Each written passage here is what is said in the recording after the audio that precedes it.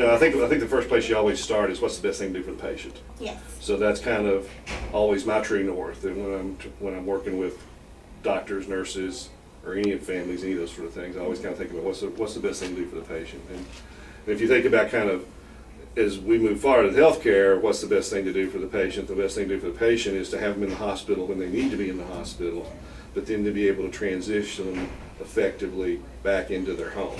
And many times that means we may have to provide ongoing medical care in the home. That can be anything from, continue to get IV antibiotics or other kind of therapies, physical therapy, a lot of different those kind of therapies. We're getting a lot more pressure, and you know this from our payers, Oh, yeah, definitely. to shrink that time that they're in the hospital.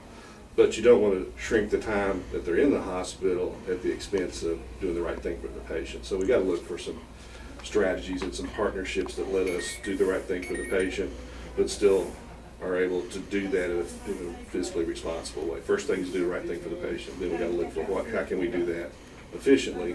How can we, do that in the best way to conserve our resources? Definitely.